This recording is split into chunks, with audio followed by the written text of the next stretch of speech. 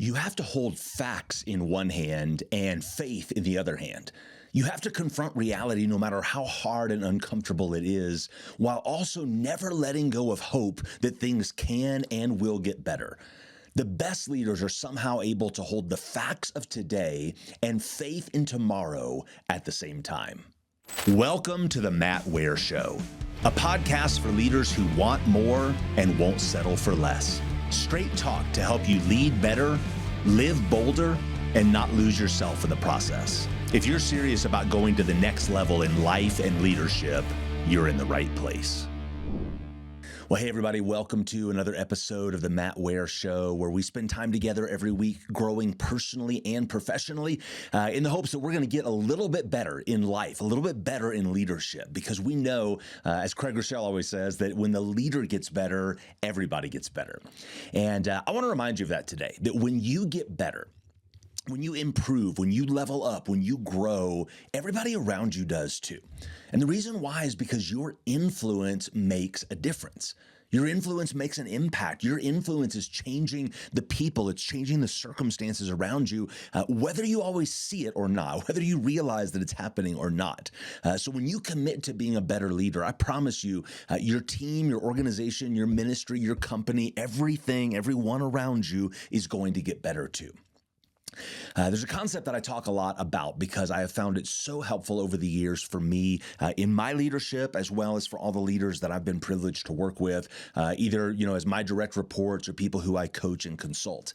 And that is the idea, and you've heard me say it before on this podcast, so this concept is not new. The application, is something that I haven't talked about before.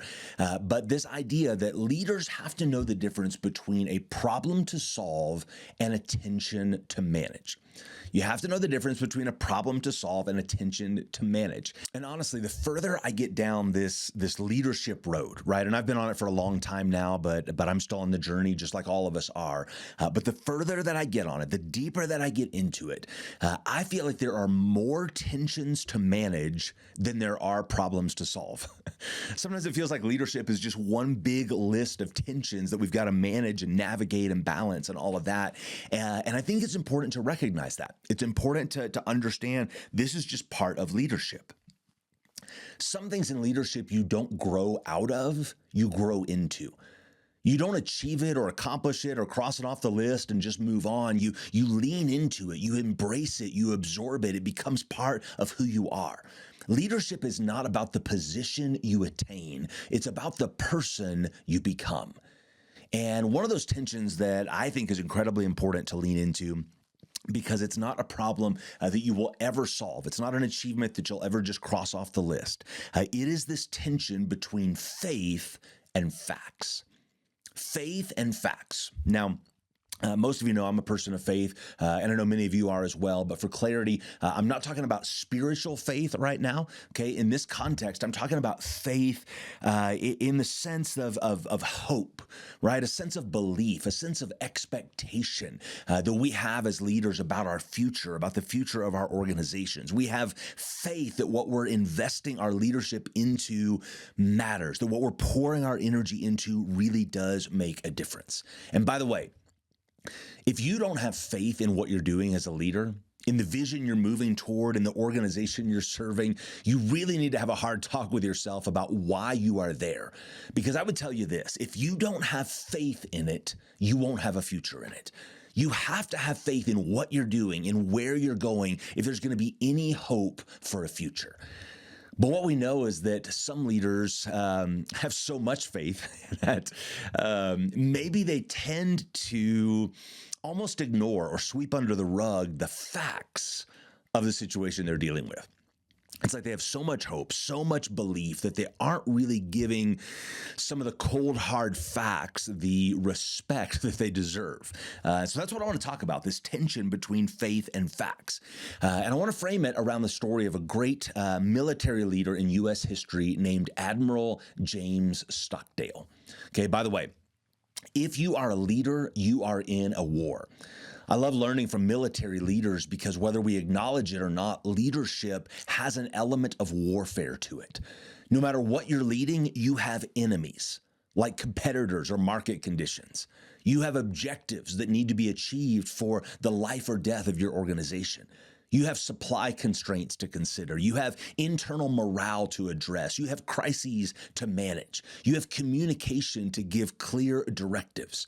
Leadership is warfare, and you better lead to win. That's why I love learning from stories of great military leaders like Admiral James Stockdale. If you don't know his story, let me tell you a little bit about him. Admiral Stockdale was a naval officer who was shot down. He was a pilot, shot down over Vietnam. He was captured, and he spent about 8 years as a prisoner of war in the famous Hanoi Hilton. I was about to say hotel, but prisoner of war camp. Highest ranking military officer held there. So he was not just a leader in battle, he was a leader among the men who were POWs in that camp. And his story is legendary. In those 8 years, he was tortured more than 20 times, held in solitary confinement for months at a time, had his legs broken as he was chained to a wall, just horrible, horrible stuff. Given none of the protections that are generally called for, in conventional international warfare. But he took it upon himself to not only brace up for the challenge for himself, but also to strengthen the men who were there with him, right? After his release, he was awarded the Medal of Honor, went on to become the president of the Naval War College, later became the vice presidential running mate for Ross Perot in the 1992 presidential election, highest showing ever for a third-party candidate, a guy who really was a consummate leader. Classic business leadership book called Good to Great, Jim Collins. If you haven't read it, you have to read this book because this is gold. There's so much good stuff in it. And the author, Jim Collins, he interviewed Admiral Stockdale as part of just his research, right? And as a result, he coined this phrase called the Stockdale Paradox. The Stockdale Paradox, and that's really what we're talking about today. It is the tension between faith and facts. The Stockdale Paradox is the tension between faith and facts. And here's what he told Jim Collins when he was interviewed. He said this: "I never lost faith in the end of the story. I never doubted not only that I would get out, but also that I would prevail in the end and turn the experience into the defining event of my life, which in retrospect, I would not trade." That's what Admiral Stockdale said about his 8 years as a POW in Vietnam. Suffering in horrible conditions, enduring inhumane treatment, in the midst of a situation where anyone would have felt helpless and hopeless. And yet he understood that leaders must hold on to faith while also confronting the facts of their situation. Collins went on to ask Admiral Stockdale, well, who didn't make it out? You made it, but who didn't make it? And he said, oh, that's easy. The optimists. Now, that seems counterintuitive because all things being equal, it is better to be an optimist than a pessimist, right? I mean, that's kind of conventional wisdom. That's what we're taught. That's what we're told. Okay, but here's what he said. He said the optimists were the ones who would say, oh, we're going to be out by Christmas. And then Christmas would come and go. And then they'd say, well, we'll be out by Easter. And then Easter would come and go, and then Thanksgiving, and then Christmas again. And he said they actually died of a broken heart. So powerful. All right, get this. Optimism is desirable, but blind optimism is deadly. Some of us think if we're just ruthlessly optimistic, everything will be okay. And don't get me wrong, I think we should be optimistic. I think we should be positive, but I don't think we should be naive as to the challenges that we face as leaders. Optimism is desirable, but blind optimism is deadly. Here's what he went on to say.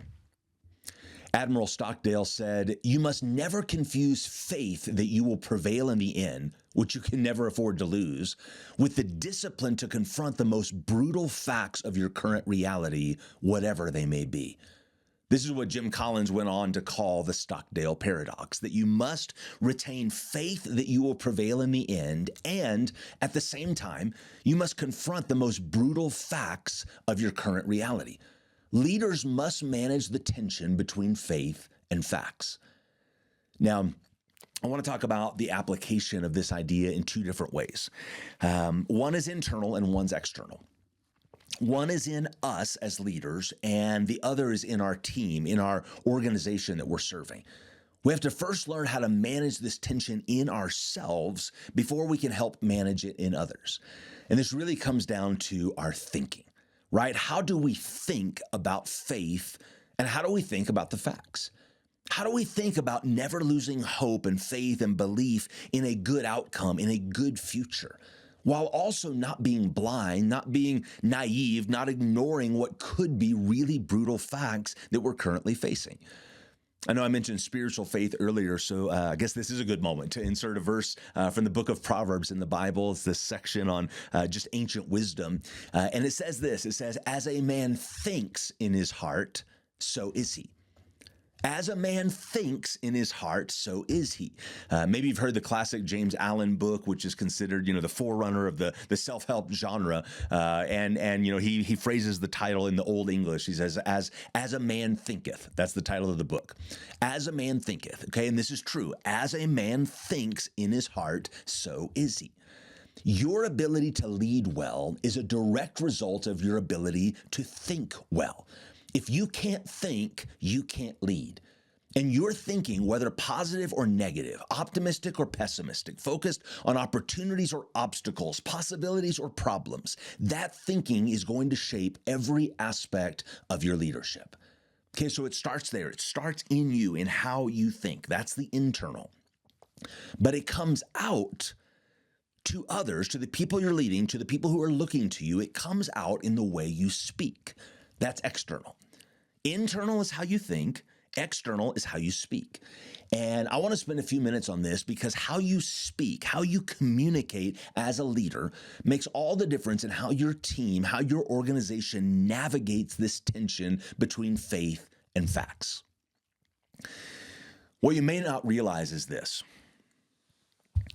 As a leader, you have a voice in the lives of people who follow you like no one else does. Your voice is louder. Your voice has more power. Your voice carries more weight. Do not discount the impact of your voice on the people you lead. And do not downplay how your voice impacts the way that they think and feel and act, especially as it relates to navigating the challenges that you are facing with them as you serve them and lead them. In fact, in those contexts, whether you realize it or not, they may be listening to you more than they listen to anyone or anything else. And so it's important that you understand how to leverage your communication to speak both faith and facts. First, let's talk about speaking faith. And I'll just say it like this. Do not ever lose the tone of faith when you're communicating as a leader. Napoleon said, leaders are dealers of hope. That means as a leader, your communication, your words, your tone has to always be one of hope, of faith, of belief, of expectation. We're going to make it. We're going to do it. We're going to achieve it. We're going to accomplish it.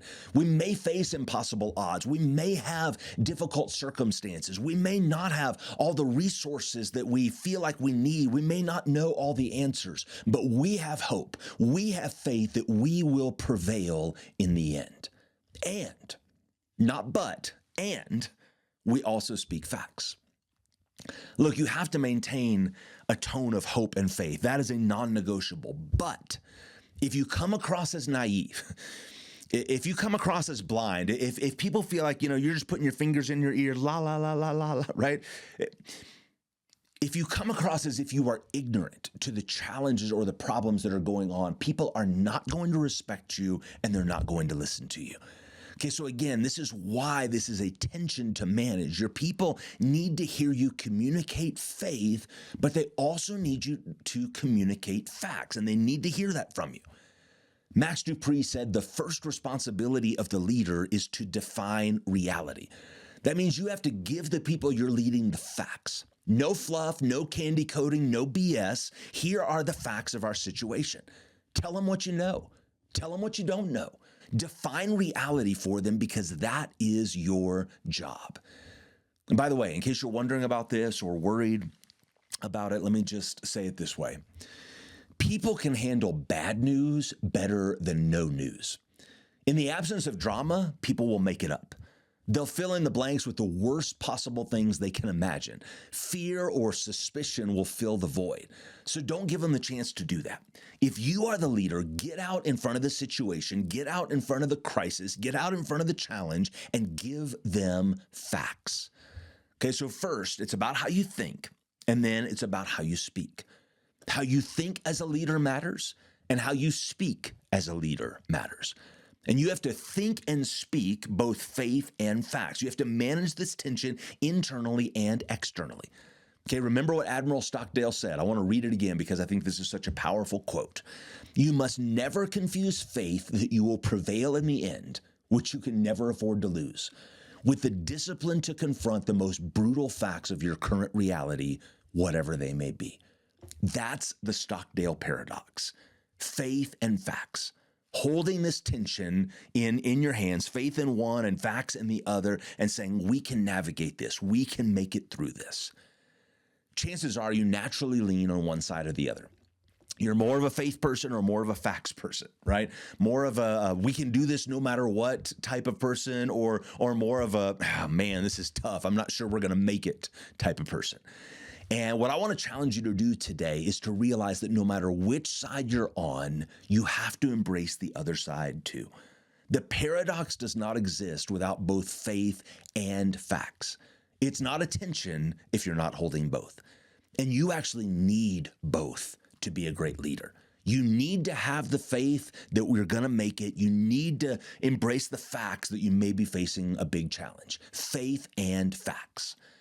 Let me know. Drop me a comment. Which one are you, and how do you need to lean into this paradox more? I'd love to hear from you. And if you know somebody who would benefit from this episode, send it to them. Hit the share button on whatever platform you're on, or just copy and paste it over to them. Follow me at the Matt Ware on all the socials. You can connect with me there. Drop me a DM. I'd love to be in touch with you there. Hold faith in one hand, hold facts in the other, because that tension, that paradox is what's going to help you lead better and live bolder.